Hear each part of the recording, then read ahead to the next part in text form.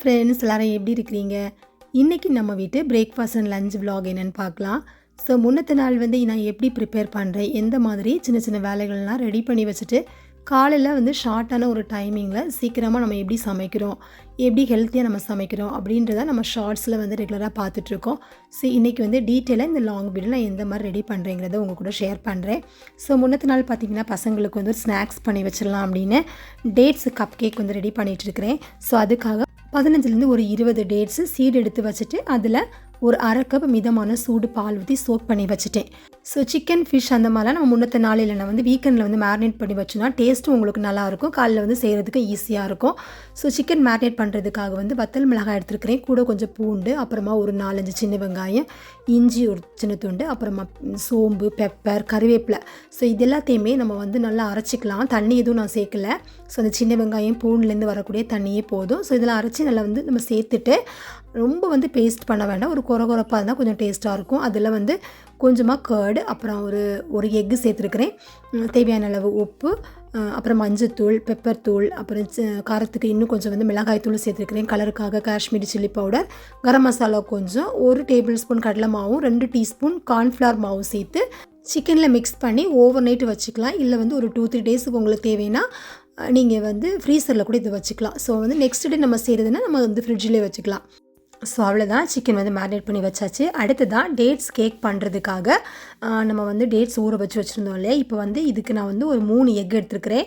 So அதை வெள்ளைக்கரு மஞ்சள் கரு தனி நம்ம பிரிச்சுக்கலாம். வெள்ளைக்கரு மட்டும் நல்லா பீட் பண்ணிக்கணும், நல்லா இந்த மாதிரி நுர வரதுக்கு நம்ம பீட் பண்ணிக்கணும். இதில் ஒரு 2 டேபிள் ஸ்பூன் அளவுக்கு ப்ரௌன் சுகர் சேர்த்துருக்கிறேன்.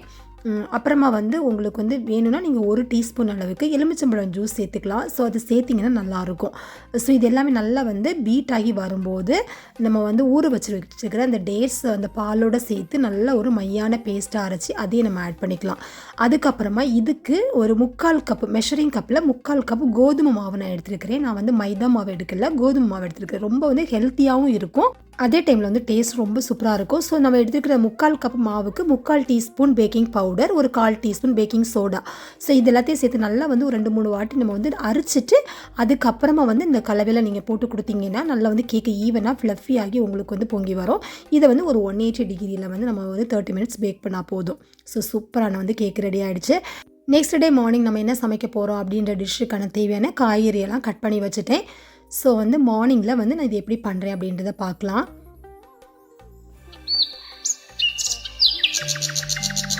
ஸோ காலையில் கொஞ்சம் ரிலாக்ஸாக நம்ம கிச்சனில் சமைக்கலாம்.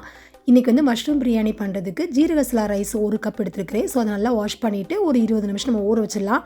ஸோ அதுக்குள்ளாடி பார்த்திங்கன்னா இட்லிக்கு வேக வைக்க போகிறேன். இட்லி மாவுக்கு கொஞ்சம் கட்டியாக மாவு அரைச்சிட்டு அதில் பீட்ரூட் கட் பண்ணி அதை ஜூஸ் பண்ணி நீங்கள் மிக்ஸ் பண்ணி பீட்ரூட் இட்லி பண்ணி கொடுங்க. பிள்ளைங்களுக்கு ரொம்ப பிடிக்கும். நம்ம பீட்ரூட் உடம்புக்கு ரொம்ப நல்லது இல்லையா, நிறைய குழந்தைங்களும் சாப்பிட மாட்டாங்க. ஸோ இந்த மாதிரியான மெத்தடில் நீங்கள் செஞ்சு கொடுத்தீங்கன்னா தோசை ஊற்றி கொடுத்தாலும் சரி, குட்டி குட்டி இட்லியாக நீங்கள் பண்ணி கொடுத்தாலும் சரி, ரொம்ப சூப்பராக இருக்கும். நான் இன்றைக்கி பீட்ரூட் ஜூஸ் இட்லி மாவில் மிக்ஸ் பண்ணி தட்டி இட்லி பண்ண போகிறேன். ஸோ பார்க்குறதுக்கு உங்களுக்கு கேக்கு மாதிரியே இருக்கும், ரொம்ப பர்ஃபெக்டான அந்த கலர் ஆகட்டும், டெக்ஸ்டர் ஆகட்டும், ரொம்ப சூப்பராக இருக்கும். இதுக்கு தொட்டுக்கிறதுக்கு சிம்பிளான ஒரு தேங்காய் சட்னி மட்டும் போதும், அவ்வளோ எம்மியாக இருக்கும். நீங்கள் டக்குன்னு யாருக்காவது கொடுத்தீங்கன்னா, உங்கள் வீட்டில் கெஸ்ட்டு வரும்போது கூட செஞ்சு கொடுத்தீங்கன்னா கண்டிப்பாக இதை கேக் மாதிரி தான் விரும்பி சாப்பிடுவாங்க, அவ்வளோ டேஸ்ட்டாக இருக்கும். நீங்கள் ட்ரை பண்ணி பாருங்கள். ஸோ நான் இன்றைக்கி ஜூஸரில் 2 பீட்ரூட் போட்டு அந்த கெட்டியான அந்த கான்சன்ட்ரேஷன் ஜூஸ் எடுத்து ஆட் பண்ணியிருக்கிறேன். உங்கள்கிட்ட அது இல்லைன்னா நீங்கள் நார்மலாக மிக்ஸி ஜாரில் போட்டு கொஞ்சமாக தண்ணி ஊற்றி கட்டியாக ஜூஸ் புழிஞ்சு நீங்கள் மாவில் சேர்த்துக்கோங்க.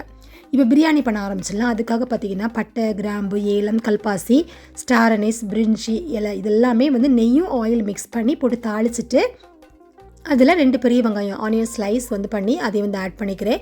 ஸோ இந்த வெங்காயம் நான் நல்ல ஒரு ப்ரௌன் கலராக வர்றது வரைக்கும் வதக்கிட்டு அதுக்கப்புறமா நம்ம மற்ற இன்க்ரீடியன்ஸ் சேர்த்துக்கலாம். இப்போ இதில் இஞ்சி பூண்டு பேஸ்ட்டு, அப்புறமா தக்காளி பழம் இதெல்லாம் நம்ம போட்டு வதக்கிக்கலாம். இந்த இட்லி பார்த்திங்கன்னா ஒரு 12 to 15 மினிட்ஸ் நீங்கள் வேக வச்சிங்கன்னா உங்களுக்கு தட்டு இட்லி சூப்பராக எல்லா பக்கம் ஈவனாக உங்களுக்கு கிடைக்கும். இந்த பிரியாணிக்கு நம்ம வதக்கும் போது தக்காளி ஆட் பண்ணுறதுக்கு முன்னாடி இல்லைன்னா அதுக்கப்புறம் கூட நீங்கள் மல்லி இலையும் புதினா இலையும் வதக்கும் போதே கொஞ்சம் நீங்கள் ஆட் பண்ணிக்கோங்க. எல்லாம் வதக்கிட்டு லைட்டாக நான் மூடி வச்சுருக்கிறேன். ஸோ அந்த வாசனை வெளியே போகாமல் நல்லா உங்களுக்கு குக் ஆகி கிடைக்கும்.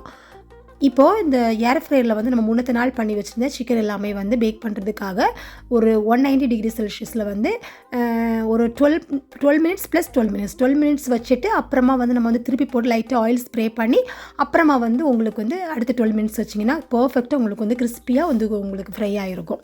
இந்த இட்லிக்கு பார்த்தீங்கன்னா சூப்பரான ஒரு தேங்காய் சட்னி அந்த கேப்பில் பண்ணிட்டேன். ஸோ இந்த தக்காளி வெங்காயம் எல்லாம் வதங்கி வரும்போது நம்ம காஷ்மீரி மிளகாவை சுடு தண்ணியில் போட்டு வந்து பேஸ்ட் பண்ணி நம்ம வந்து ஃப்ரீசரில் கூட ஸ்டோர் பண்ணி வச்சுக்கலாம். ஸோ காலையிலலாம் இந்த மாதிரி சமைக்கிறப்ப உங்களுக்கு ஈஸியாக இருக்கும். நான் ஒரு டேபிள் ஸ்பூன் அதில் ஆட் பண்ணியிருக்கிறேன். ஸோ நல்லா வந்து அதை வதக்கிட்டு காரத்துக்கு நம்ம இன்றைக்கி அது மட்டும் தான் சேர்க்குறோம். நல்லா வதக்கி விட்டுக்கலாம். அப்புறம் வந்து காளான் கூட வந்து நம்ம மிக்ஸ் பண்ணியாச்சு.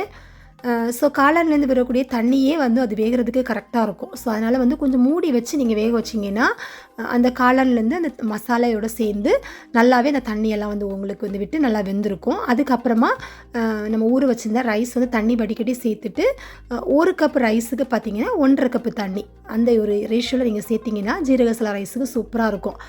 ஸோ இட்லி பார்த்திங்கன்னா நல்லா ஆறுனதுக்கப்புறமா இந்த மாதிரி இன்னொரு தட்டில் நம்ம மாற்றிக்கலாம். ஸோ இதை வந்து நீங்கள் வந்து ஃபேமிலியாக ஒன்றா உட்காந்து சாப்பிடும்போது இப்படி நீங்கள் சாப்பிட்டுக்கலாம். இப்போ வந்து பசங்களுக்கு ஸ்கூலுக்கு அனுப்புறது அப்படின்றதுனால நான் வந்து கேக்கு மாதிரி இந்த மாதிரி கட் பண்ணி வந்து கொடுக்க போகிறேன்.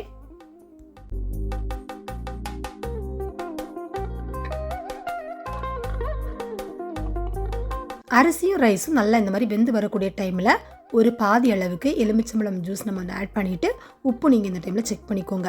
இதுக்கப்புறமா நம்ம மூடி போட்டு தம்மில் போட்டு நம்ம வந்து ஒரே ஒரு விசில் விட்டுடலாம்.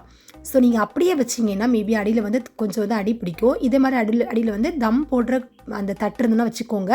இல்லை பழைய தோசைகள் இருந்துச்சுன்னா கூட நீங்கள் வச்சுட்டு வந்து சிம்மில் வச்சு ஒரு 5 to 7 மினிட்ஸ் முன்னாடி ஒரு விசில் வந்துடும். சூப்பராக உங்களுக்கு வந்துருக்கும். இந்த மாதிரி பழன்னு வந்து உங்களுக்கு ரைஸ் வந்து உதிரியாக அழகாக வந்து இந்த மஷ்ரூம் பிரியாணி வந்து நீங்கள் வந்து சிக்கன் மட்டன் பிரியாணி சாப்பிட்ற மாதிரி அவ்வளோ டேஸ்ட்டாக இருக்கும். கண்டிப்பாக நீங்கள் இந்த ரேஷியோவில் ட்ரை பண்ணி பாருங்கள். ரொம்பவே வந்து எம்மியாக இருக்கும். ஸோ இவ்வளோ தான் நம்மளோட லன்ச் அண்ட் பிரேக்ஃபாஸ்ட் சூப்பராக ரெடி ஆகிடுச்சு. ஒரு 1/2 hour நம்ம நைட்டு வந்து நம்ம தூங்க போகிறதுக்கு முன்னாடி பண்ணக்கூடிய அந்த ப்ரிப்பரேஷன் வந்து மார்னிங்கில் நமக்கு வந்து அவ்வளோ ஹெல்ப்ஃபுல்லாக இருக்கும். அதே டைமில் நம்மளோட லஞ்ச் பாக்ஸ் அண்ட் பிரேக்ஃபாஸ்ட் எல்லாமே சூப்பராக வந்து ஒரு ஹெல்த்தியாகவும் இருக்கும். ஸோ உங்கள் பசங்களுக்கு நீங்கள் வந்து ஹெல்த்தியாக சமைச்சு கொடுத்த அந்த ஒரு சாட்டிஸ்ஃபேக்ஷனோட அந்த டே வந்து சூப்பராக நீங்கள் ஸ்டார்ட் பண்ணலாம்.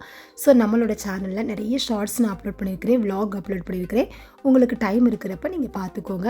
ஸோ இந்த மாதிரியான வீடியோஸ் உங்களுக்கு பிடிச்சிருந்துச்சுன்னா நம்ம சேனலை சப்ஸ்கிரைப் பண்ணி வச்சுக்கோங்க, லைக் பண்ணுங்கள், ஷேர் பண்ணுங்கள். தேங்க்ஸ் ஃபார் வாட்சிங்.